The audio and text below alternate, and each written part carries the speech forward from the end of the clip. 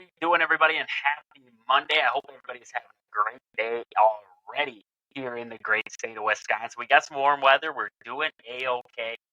Some decent sports over the weekend, if you like to say that. We saw possibly what you could say a little improvement out of the Packers there. Badgers basketball fell on Friday, but we saw some good things. We saw some bad.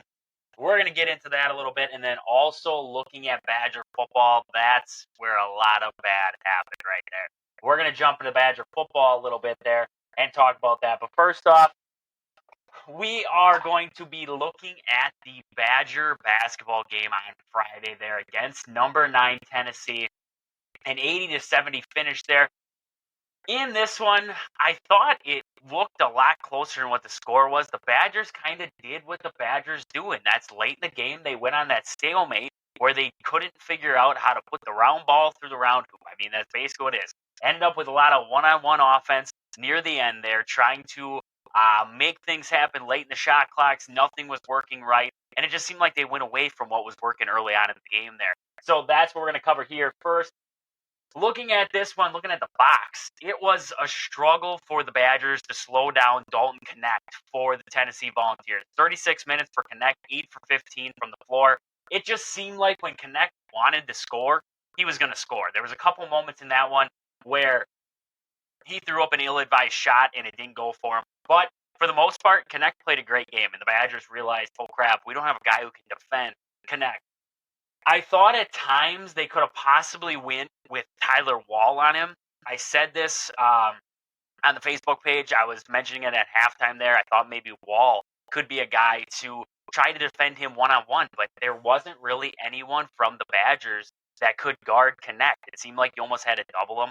You were going to have to work with that. Late in the game there, I thought the issue came with Tyler Wall is that he got tired, and you could tell these guys were not in game shape yet. I mean, looking late in the game there, Wall looked gassed. He didn't look like he had much left in the tank there.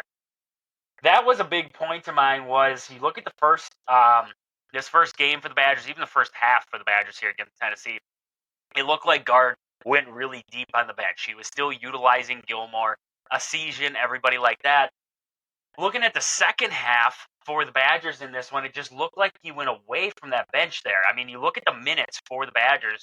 For what we expressed was we thought we saw such a deep bench from Wisconsin. This team can go so deep. They're going to be have minutes off the bench there. You look at your leading guys off the bench for Wisconsin, 12 minutes from Nolan Winter, 11 from Connor Asian. Blackwell had 9. After that, Gilmore had 6. Ilvers had 3, and Kamari McGee had 2 minutes off the bench. That's it. I just, and then you look at the flip side of that, and you look at Tennessee, and you look at the minutes for Tennessee. Gainey came off the bench for him there at Ziegler. Both guys who normally Ziegler be in that starting rotation, but he's come back from injury. Still, though, 19 minutes, 21 minutes from Gainey, 12 from Owaka. I mean, they still got valuable minutes off the bench. You look at bench scoring for them there. They had 10 from Gainey. Ziegler added 5 for this Tennessee team. Look at the Badgers bench scoring. Asian added 4. We had 2 from Gilmore, and Nolan Winter had 2. It was hard. You saw Asian come in late there for Wisconsin, but Asian's he's not been in all game. He's had no time to heat up, and I think that added a lot more pressure onto Asian. He wasn't going to be able to hit the big game shots for you like we saw last year, and I think that is a problem that Greg Gard needs to sort out there. Max Klesmit in this one, he had some decent shots for the Badgers. 2 for 7 from downtown, though. I think that's a big killer. I thought later in the game, with Asian, you're going to lack the defensive side of it.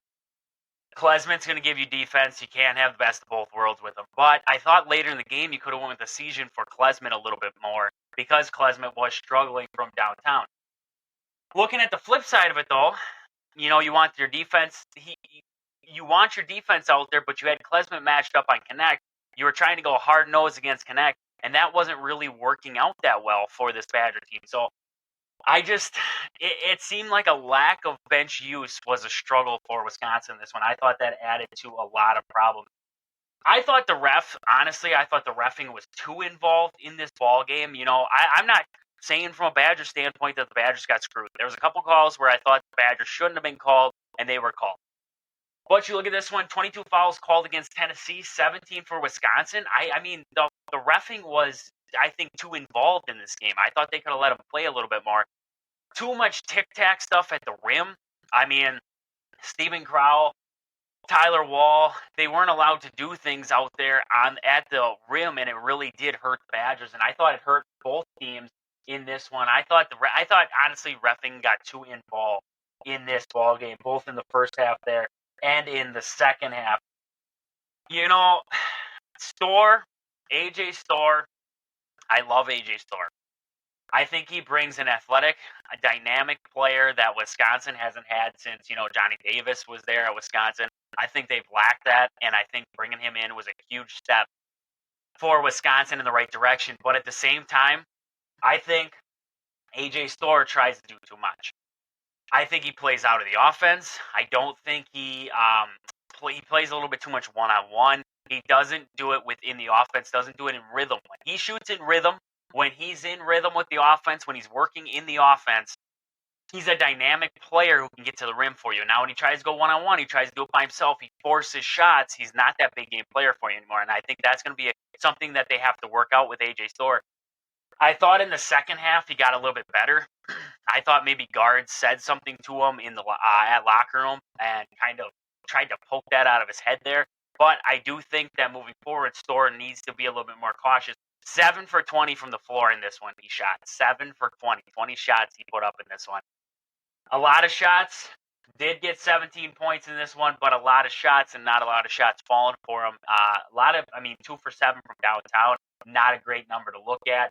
I do think moving forward they need to work through the offense. I think they get a little too stagnant. Like I said, late in the game there, it was classic Wisconsin offense. We didn't know what to do. We were trying to figure out something that would work. We were trying to play one-on-one. We weren't working within the offense. I thought there was a lot of moments throughout this one where Wisconsin got too lackadaisical and didn't run the offense, or whatever offense they were trying to run, it wasn't out there. And I think that's a lot in coaching. I do not take Greg Gard out of blame for this one. It's number 9 Tennessee coming to the Colts. Tennessee's a good team. Don't get me wrong, good team. But the Badgers had a great opportunity in this game to win this game. I thought they were in this game for most of it. I mean, going into half there, they were down 43-35. They closed that gap. They were never able to get over the hump. They get it down to 1, Tennessee had an answer. They get it down to 3, Tennessee had an answer. They can never get over that hump and take the lead there in that second half, and I thought that was a big killer for this Badger team. They didn't have the answer for Dalton Knecht, and that's when it seemed like Dalton Knecht found his rhythm, was when Wisconsin finally put on a run, got back into this one. Dalton Knecht found the rim again. Ziegler found the rim. They found an offensive rebound. I mean, there weren't a lot of offensive rebounds by Tennessee in this one. You look at this one, only 6 offensive rebounds, but those 6 offensive rebounds came at huge points in this ball game. I really did think against Wisconsin. I mean, not being aggressive, not getting, 6 offensive rebounds doesn't seem like a lot, but when they come at crucial points, that's a lot of offensive rebounds then at that point. Looking at the free throw side of it, 19 for 23 for Tennessee. 19 for 23, 82%, almost 83% from the free throw line for Tennessee in this one. Wisconsin shot the same amount of free throws. 23 free throws, 14 for 23. 60% from the strike. A guy who has killed and really I wish could figure out his free throw, Tyler Wall, 2 for 7 in this one. Crowell went 5 for 6. He did his part. I don't understand why Klesmit struggles at free throws at times, but 2 for 3 from the line from Klesmit. AJ Storr went 1 for 2. Chucky went 2 for 2. Essegian 2 for 2. All for 1 from Gilmore. But Tyler Wall drug it down in the free throw category, and I think that's going to be a problem for Wisconsin. You remember Hack-a-Hap when the Badgers had Ethan Happ on this ball club, and they used to just love to just foul him, put him to the line. It kept Wisconsin from being able to run an offense and score. I feel like there might be a new thing where it's like tie up Tyler Wall. I mean, just try and follow him, set him to the line here, and make something happen to that. Because 2 for 7, Tyler Wall definitely, they need to be working with him on that free throw shot. It changes every time. It's like watching Ethan Happ. One shot, he's got a little bit more arc to it. The next shot, it's like flat. I mean, it's different each time. His arm's doing different things. They need to find something that works for Tyler Wall. But, I mean, the Badgers in this one, a lot to build off. There's a lot to build off of. I don't think it's a complete loss of a game there. I thought they had I thought they had a decent performance in this one, a lot to build off of. You look at the scoring for Wisconsin, I thought Stephen Crowell and Tyler Wall struggled in the first half, didn't really come into the game. Really, Tyler Wall didn't become a factor in the game until the second half. Looking at otherwise, AJ Storr with 17, Chucky with 13. Chucky played a decent game. Kind of went hesitant towards the end there. Last year he was always that guy late in the game who we expected to take that big shot. Chucky kind of got hesitant there in that second half. So hopefully this Badger team can start to sort that out. But I really do think the lack of using the bench in this one did kill Wisconsin. I thought they were trying to play fast and they were trying to work with Tennessee. And I thought they were doing it for a while. But I think the lack of using that bench in the second half, I think that started to slow them down there. I thought they got fatigued. It really did show, I thought, in Tyler Wall and even Stephen Crowell. They were a little bit fatigued out there, and I think that did not help Wisconsin in this ball game here. But, like I said, Wisconsin loses this one 80-70 there on Friday. It's definitely a build game for Wisconsin. They're going to have Providence coming up here on Tuesday. They're going to Providence there tomorrow. So that will be a 5 o'clock start. That's going to be a pretty good game. We will get into that a little bit tomorrow there, talking about that game at Providence. Providence always causes some problems for Wisconsin. So we got to get into that one a little bit there. But next, we're going to jump over into Saturday, and that was Badger football taking on Northwestern. And let's just say that was an ugly one. Looking over here, just getting it to load here. Looking at this one for Wisconsin, 24-10, Wisconsin took the loss in this one. Looking at the stats for this one, Northwestern put up everything in the first half. 24 points in the first half, 7 in the first quarter, 17 in that second quarter. Looking at for Northwestern in this one, Ben Bryant, 18 for 26, 2 touchdowns thrown by him, 195 yards. Cam Porter, 72 yards on the ground for him there on 18 carries. Joseph Hyman, the second, had 41 yards there, and that was about it for rushing for Northwestern in this one. A couple of receivers went off for him. Henning went for 70. Cam Johnson went for 57. Both of them had a touchdown apiece, and then Nero went for 31 himself. Badgers forced a couple miscues by Northwestern, but did not recover. Look at a couple fumbles there by this Northwestern team. Bryant had one, Henning had one, but they all recovered that fumble there. So I think that was a big problem. And the Badgers did fumble themselves, did have a turnover themselves there. Tanner Mordecai did fumble and lose that ball there for Wisconsin. Look at the stats for Wisconsin. Tanner Mordecai did return for the Badgers in this one, 31 for 45. He went 255 yards, nothing across the board otherwise. Looking at the rushing game for Wisconsin, Cade Yakameli went for 47 yards on 9 carries. Tanner Mordecai, 25 yards on 8 carries. Jackson Aker, 11 on 4. And Braylon Allen, 3 carries, 3 yards. Your big boy, the guy coming off injury, came back, 3 yards. 3 yards from Braylon Allen in this one. You want to tell me the problem? I'm looking no farther than right there. Looking at the receiving for Wisconsin, Will Pauling, 96 yards through the air in this one, 10 receptions. Vinny Anthony, he had 47 yards, 3 receptions. Skylar Bell, 35 yards, 7 receptions. CJ Williams had 23 yards. So, Badgers made it happen. The offense was moving the football, as we can see in this ball game here. I mean, you look at it across the board here, looking at the stats for Wisconsin, I mean, the Badgers were moving the ball. I mean, plain and simple, you look at total yards in this one for Wisconsin, 341 yards. They're moving the ball, but still struggling to find the end zone and struggling to find something that's going to help this team. And, you look at it and you say, okay, last week, what was their excuse? Everybody had an excuse for the Indiana game. We're starting a second-string quarterback. We don't have our top 2 running backs. And also, Chimere DK's out. Okay, so against Northwestern, Tanner Mordecai's back, Braylon Allen's back, and DK's back. So everybody's back. Now we have everybody back. So, what's our excuse this week? Are we going to come up with one? Oh, okay. Here's the greatest excuse that I've heard throughout the way for Wisconsin, for the Badgers football team here. Luke Fickell doesn't have his recruits in Madison yet. He doesn't have his recruits. Doesn't have them, so that's why what we're seeing right now, that's why we're seeing it. Okay. You're telling me that with these recruits that we have on this team right now, Northwestern can beat you 24-10? You're telling me that Indiana a week ago can beat you? Oh, I don't even remember what the score was of that one. 20-14. You have had 2 weeks. 2 weeks where you have allowed 20 plus points to terrible ball clubs, terrible football teams. And yet we come up with excuses. We come up with excuses every single week as fans who want to just pretend that there isn't a problem. You know, I talk about when I talk about the Brewers. I talk about it when I talk about the Packers. I'm talking about it with the Badgers even more now. There's a problem. We're not addressing it. The elephant is sitting in the room. We pretend it's not there. We want to avoid what we force this. We force this and we want to avoid what we forced. You know what we forced as Badger fans? We forced Paul Chryst out of town.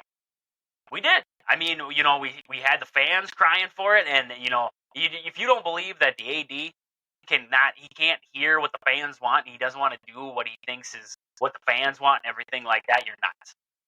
So we saw that Paul Chryst, the past couple years, has had some not so great seasons. So we said, we need to flip this. We need to bring in this. We need to bring in a new coach. We need to completely flush the system, and we need to bring in everybody new. Okay, so we did. We brought in Luke Fickell from Cincinnati. Now, he took Cincinnati to the college football playoff. He took Cincinnati to the college football playoff, and that was just fantastic. I mean, if you look at Cincinnati, they haven't. It's not like he came from Georgia. He didn't come from Alabama. He didn't come from Texas. He didn't come from any storied program in the whole college football landscape. He came from Cincinnati. So first off, we can back off that this guy is like the greatest thing that's ever happened. If you told me Nick Saban was coming to Alabama or coming to Wisconsin, I'd be through the roof. You know what Nick Saban's done at Alabama? He's beat the likes of Georgia. He's beat the likes of Texas. He's beat the likes of whoever you want to name. He's beat them. He's won national championships. He's been that guy. The storied program, the college football dynasty creator. He's been that guy. You know, you look through history. You can bring multiple coaches into the scenario, and you could say, yeah, I'd love to have that guy. You're not going to get him, but you'd love to have him. Luke Fickell hasn't proven me anything at Cincinnati. He took a Cincinnati team to the college football playoff. And I just want to look up Cincinnati in 2021 there, what they look like. So if we look at the Cincinnati Bearcats there in 2021, just to take a look and see how this storied coach got to the college football playoff. So I just want to, look back in time here. Right there. Got it. Okay. So let's take a look. Let's take a look at the 2021 Cincinnati Bearcats team, okay? Miami of Ohio, Murray State, Indiana. They did beat Notre Dame. I'll give them that. Did beat Notre Dame 24-30. Give you that one. Temple, UCF, Navy, Tulane, Tulsa, South Florida, SMU, East Carolina. Okay. Oh, Houston. They beat Houston. Whoop-de-doo. They took care of Houston. This Notre Dame team didn't really have that outstanding of a year in 2021. They weren't like they were a storied program in 2021. So my point with the entire thing is that we cannot put this guy, Luke Fickell, on this pedestal and say that he's the greatest thing that's ever happened to Wisconsin football, because right now what I'm seeing is I don't care. I don't care that he doesn't have his recruits. I don't. I really don't. And they made it seem, and a lot of people made it seem, that when Luke Fickell came to town, he we were going to have to expect a rebuild. We weren't going to get it right away. It was going to take a little bit of time. Okay, so I understood that. I understood that 100%. We weren't going to beat Ohio State the first year out. We weren't going to beat the upper echelon of the league. We weren't going to be able to beat, like, say, if Alabama came to town, We weren't going to be able to beat Ohio State, Michigan. Okay, that's fine. That's fine. But Northwestern, Indiana, Washington State, Iowa, all teams that Wisconsin has better talent than. If you look at the paper, you look at the athletes on the field, you look at the makeup of the teams, Wisconsin can take care of themselves. And yet, they don't. And yet, we lose to Indiana. We lose to Northwestern at Camp Randall also. Indiana on the road, different story. Northwestern at home at Camp Randall, and you lose 24-10, your offense can't find anything? That's a problem. You look at what the players are saying right now. Hunter Wohler, I did see Hunter Wohler came out and he was talking about after that game there. He said there's going to have to be some weeding out right now because he doesn't believe that everybody is buying into the new system. Why wouldn't everybody be buying into this new air raid awesome system that came into Wisconsin? They all thought it was going to be the greatest thing. Everybody thought it was going to be the greatest thing for Wisconsin. And yet, why aren't players buying into it? That's a big question mark. Why? Why wouldn't they be buying into something? If Paul Chryst was so bad, and they're saying that Paul Chryst couldn't motivate a player, why is everybody starting to just all of a sudden now it's coming out that these players they're soft and they're not all 100% in. Players aren't buying into it. You had 12 guys requested for interviews after this ball game. You only got 6 of them to show up. What is going on in this locker room? What is going on in the huddle? What is going on behind the scenes at Wisconsin right now? Phil Longo can't call an offense. North Carolina is doing just A-okay. I mean, it's not like they're lighting the world on fire in North Carolina, but they're doing A-okay without Phil Longo there. And that's just the cold hard truth. They aren't the top of the league. They aren't the top 4. They're not making the college football playoff, but they're doing A-okay without having Phil Longo in town. Phil Longo then came to Madison. So, you look at that and you say, okay, was Phil Longo really the big success story that we're starting to see about here? I just, I look at this game, I look at the past 2 weeks, and I see a team that isn't there. They come out flat. If you're coming out flat, that's telling me that you're not motivated. That's telling me that something's bothering, something's not there, something's not happening. These coaches aren't preparing you. You don't look right. I mean, you look at the Badgers going to the locker room there at halftime against Northwestern. 24 points the Badgers defense gave up in that first half against Northwestern. Okay. So then when they come out of halftime, nothing across the board. Badgers defense shut them out for 2 quarters straight. So Tressel went into the locker room and something must have figured. He must have figured something out. It wasn't fantastic in the first half. Shouldn't have been down 24-0 in the first half there to a Northwestern team. But you are. And going into that second half there, shut them out. The offense puts up 3 points in that first half. 3 points in the first quarter. Nothing in the second. You go into halftime. Doesn't seem like there's much adjustments that are made. 7 in the fourth quarter.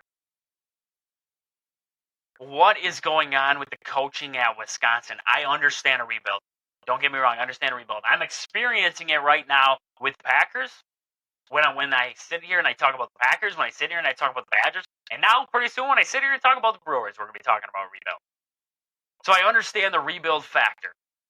But if these guys, if we can sit here and say that these recruits are that bad that we're losing to North, I don't believe, if these are Paul Chryst recruits, I don't believe that Paul Chryst would have lost, Paul Chryst and Jim Leonard would have lost to Northwestern and would have lost to Indiana. I don't believe it.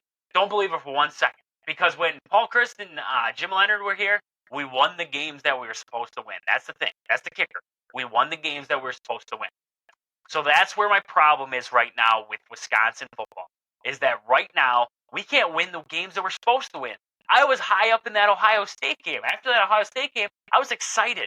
I thought I finally saw something from this Badger team, something to build off. They played with one of the top teams in the country. I was ecstatic. And then you follow that up with a game at Indiana where you look like you're the lesser of the two ball clubs. And then you go to Northwestern, you play Northwestern at home, come back to Camp Randall, and you lose that ball game. If this team becomes not even bowl eligible, what does that tell us? Because with the talent that's on the field here for Wisconsin, you're telling me, and you can tell me anything you want, but this Wisconsin team is good enough to be able to beat Northwestern, Indiana, and I really do believe they were good enough to beat Washington State. I really do. I really do believe they were good enough to beat Washington State. Ohio State, maybe not. Iowa, you honestly should have won that game. That was a dogfight. That was a dogfight. I guess it could have gone either way if you really put it in that grand scheme of things. But I did think Wisconsin could have won that ball game there. So even in a rebuild year, bringing in a quarterback who came from a system in Tanner Mordecai who threw for over 7,000 some yards or whatever it was. I don't remember the exact stat off the top of my head. But threw for an exponentially amount of yards at SMU. And you bring him into Madison, he still can't make the throws. He still doesn't look like he's that guy. Braden Locke comes over from Mississippi State. They can't figure him out. He just got benched for Tanner Mordecai coming back. I do believe Will Pauling came from Cincinnati, if I'm not mistaken. Let's see if we can't find him here. I do believe, if I can find him here on the list, right there, Will Pauling did come from Cincinnati. So Will Pauling comes from the system in Cincinnati with Luke Fickell. So Luke Fickell's guy. That's Luke Fickell's guy right there. Don't forget. That's Luke Fickell's guy coming over. Bryson Green had some pretty darn good years with Oklahoma State. I mean, Badgers saw him in the bowl game when they played him there last year and had a pretty good year. 36 receptions for 584 yards. Bryson Green, a great receiver coming over from Oklahoma State. Okay, I won't say great. Pretty darn good. I would take him on my ball club. He's not a number one, but he's still a pretty good wide receiver. C.J. Williams, supposed to be a high recruit, came over from USC, hasn't really blossomed into anything yet for the Badgers. Not really utilized in the offense as much as I thought he was. I was kind of excited about C.J. Williams coming. Not as much of a factor for Wisconsin. The tight ends for Wisconsin, we don't use. We don't really utilize tight ends in this offense. Chimere Dike, before injury, Chimere Dike was developing into a pretty good receiver for this Badger team. Last season for Wisconsin, 47 receptions for 689 yards and 6 touchdowns. That's pretty impressive stats if you ask me. Chimere Dike not really becoming a factor for the Badgers in this year. 16 receptions for 282 yards. Dike, another good receiver for this Badger team. Skylar Bell, another decent receiver for the Badger team. Braylon Allen in your backfield. You had Ches Malusi before that. I do not want to hear the excuse that you don't have talent on this Badger football team. You have talent. There's talent on the offensive side. Maybe the offensive line is atrocious. I'll give you that. I'll give you the offensive line isn't great. But there's playmakers on this Badger team. We've seen them. We've watched them. I mean, these guys have talent, but it's not being utilized. We're not seeing it on the field. Why? Why is that? Why are we, if we have a guy like Braylon Allen, and we've seen the air raid offense isn't working, why are we going with the air raid offense then? Why are we not utilizing what has made Wisconsin successful in college football for 30 years? Maybe we don't win the national championship, but guess what? That run offense that everybody moaned and complained about got you 10 wins, got you 12 wins, got you to the Big Ten championship game. This season, I really did hope was going to develop into, okay, now we have a good running game, but we also have a pass game to go with it. We have both. Right now, you look at this Northwestern game, we were behind early, but you still had time. You could still utilize the run game. We didn't see it. The run game was basically a non-factor in this one. Offensive line, not there for Wisconsin. If these are Paul Chryst guys, I never saw a problem in the offensive line for Paul Chris. He had some pretty good offensive lines through the year. We usually didn't talk about the offensive line. We talked about quarterback play. Now you got 4 quarterbacks that came through the transfer portal. All quarterbacks who are supposed to be pretty darn good. And yet, this is what we got out on the football field right now. So, that's where I'm at with the Badgers right now. It is a mess in Madison. We're going to get into it a little bit more throughout the week here. Talk about what Luke Fickell had to say, what the players are saying, what we think can happen, and what needs to be changed in the locker room for the Badgers moving forward. Because right now, they are about one more loss away from potentially, I don't think, if they lose that game, they're 5-5 right now. So lose that game to Nebraska, that Minnesota game, you could become bowl ineligible here for the Badgers. And I think that would be a true. You're going to see the transfer portal light up, but in the wrong way for the Badgers here. If they get kicked, basically kicked out of bowl games for the season, you're going to see a lot of guys entering that name into the transfer portal and leaving Wisconsin. So that's where I'm at with Badgers right now. It is definitely a mess in Madison, and I don't see a light at the end of the tunnel right now for the Badgers. So with that, we're going to jump over into the Packers, because the Packers, on Sunday there did have a little better of a game against the Steelers. 23-19 was the finish there for the Packers-Steeler game. I thought the Packers played a little bit better. Right away, the Packers seemed to have an answer. They were coming back at the Steelers. The Steelers went up there early in that one, 7. They went up 7 there on that opening drive. Packers kind of came back. They gave them their own, came back down, scored a touchdown. Steelers then went up 14-7. Kicked a field goal, went up 17-7. I was like, oh boy, here we go. Back to what we've been seeing on the Packers. Packers go down right after that field goal, put the ball in the end zone themselves, and that, I think, was a huge – that was huge for the Packers to build off of, is seeing that kind of tenacity, that kind of comeback there, getting back into this ball game here, 17-13 at that time. That moment there, though, the block, extra point, terrible. All around terrible. What was DeGuara doing? He didn't move. His guy went right around him. Nobody blocked on that. They had guys coming through there like it was nothing. Carlson didn't have a chance. And, just terrible execution there by the Packers. I thought, in this one, Jordan Love didn't look fantastic. Didn't look like he was an all-star caliber quarterback yet. I didn't think he looked over the top fantastic. But 21 for 40, I thought was a little bit worse than what it was. I thought he had a couple plays there where receivers did drop again. There were a couple drops out there. And I thought that his stats would have looked a little bit better there. But, 2 touchdowns, 2 interceptions. 2 interceptions late in this one. There was a ball.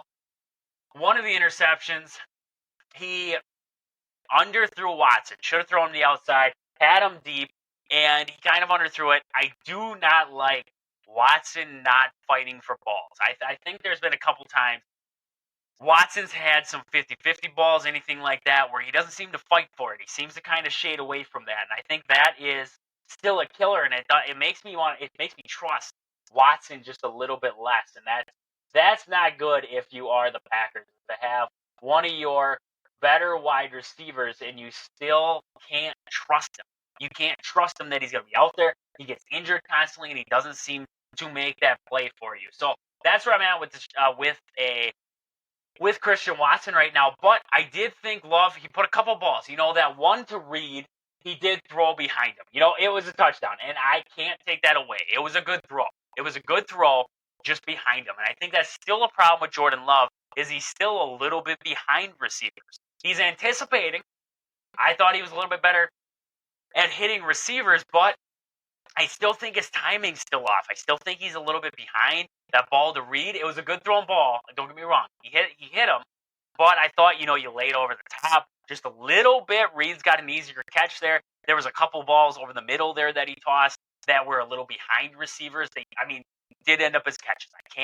Like I said, I can't take away. He did play a better game. It was a better game. Wasn't fantastic, but it was definitely a better game for Jordan Love in this one.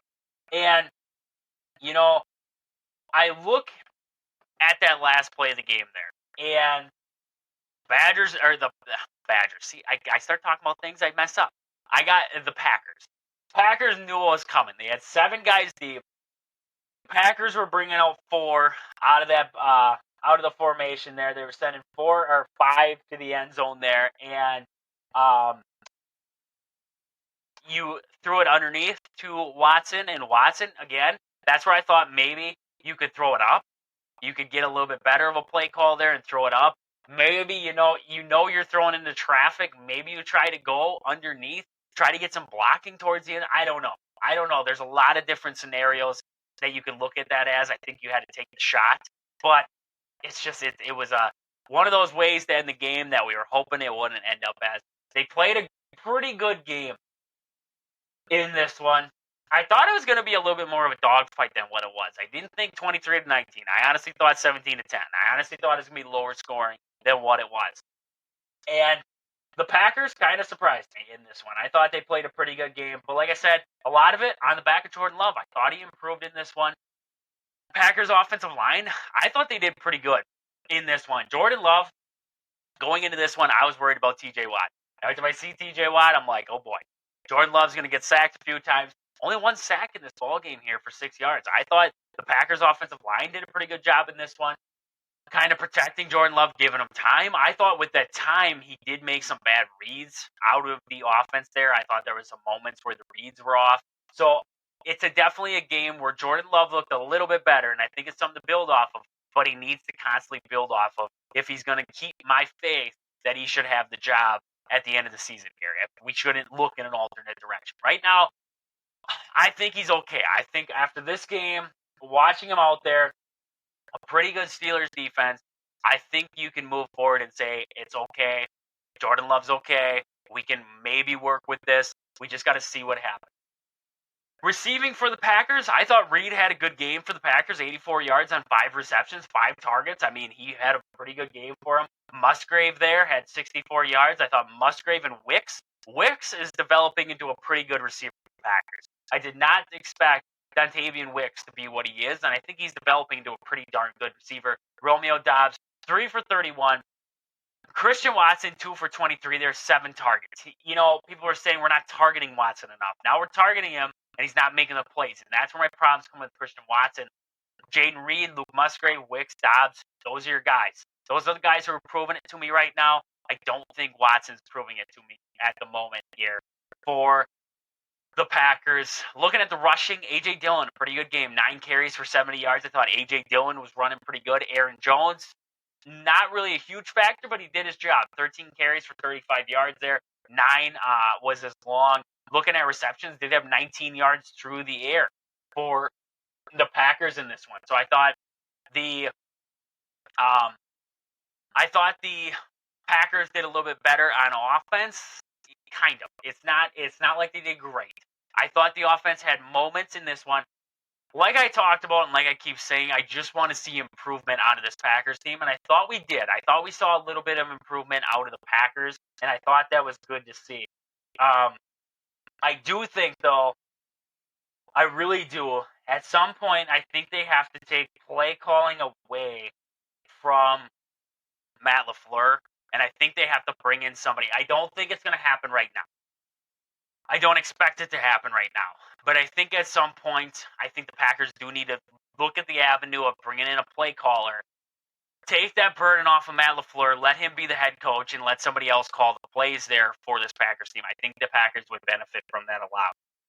Looking at the red zone offense, though, that's still the struggle. 1 for 5 in the red zone there, scoring touchdowns. They did score once in the red zone, but on 5 trips, not impressive there. You need to be able, like we talk about, when you have it on the 5, you got to be able to put that ball in the end zone. You got to be able to make something happen. The Packers have struggled with that all season here. It showed in this one here. 5 trips to the red zone, only came out with 1 touchdown. You come out with 2, Packers win this game. So that's your big difference in this one. Another big difference, The Steelers ran all over the Packers, and the Packers' rush defense has been terrible for a very long time, and it still continues into this year. Looking at it, Warren, not even Najee Harris, Warren ran for 101 yards. Najee Harris did have 82 yards, though, on the ground. So a lot of running, and Kenny Pickett didn't have a lot of yards, 16 yards on the ground, but I think he did have a scramble there on like a third and 9 or third and 7, third and long. It was third and long, and Kenny Pickett took off and got some yards for him. That, I think, was a big killer to the Packers. There was not being able to stop on that play, and the rush defense for the Packers is definitely something they need to take a look at here moving forward. If you are Green Bay.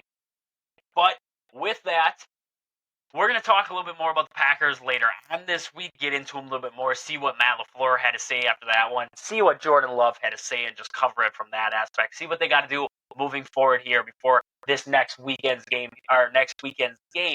there. I believe it's against the Chargers, if I'm not mistaken. I believe they have the Chargers coming up. They got the Chargers coming up on Sunday, and then they have that date with the Lions there. They have a short week before they have that date with the Detroit Lions. So they have a lot of work they have paved for this next. It's going to be in a really short stretch. They're going to have to get prepared for the Lions there. So Packers lose on Sunday, but definitely an improvement game as we saw. And that is great to see out of a team that has been struggling mightily all season long. With that, though, just want to look. Bucks do play tonight, 7 o'clock. They're going to have the Chicago Bulls. Looking like it's going to be a pretty good game. Not sure if Damian Lillard is going to be out there. Game time decision. Jay Crowder is listed as out, so not sure if he will be out there for this one. Did have an estimated return date as of yesterday, so possibly C.J. Crowder and Chris Livingston. Other than that, looking at the Bulls, Caruso and Dalen Terry, both game time decisions for the Bulls in this one. Should be a good game there from the Pfizer. Hopefully the Bucks can get back to winning games or winning ways after 2 straight losses to the Pacers and the Orlando Magic on the road there. Hopefully come back home to the Pfizer, get Damian Lillard back, and the Bucks can get back to their winning ways here. So with that, that is about all I have for today. It has been awesome chatting with you guys. Hopefully we'll catch you guys tomorrow here on Wisconsin Sports on the Go with Trades. We're going to be talking everything from Badgers, Packers, Bucks, everything there is, and get into the Badgers as they will be playing a game tomorrow night against Providence. So with that, we will catch you guys back here tomorrow. But until then, deuces.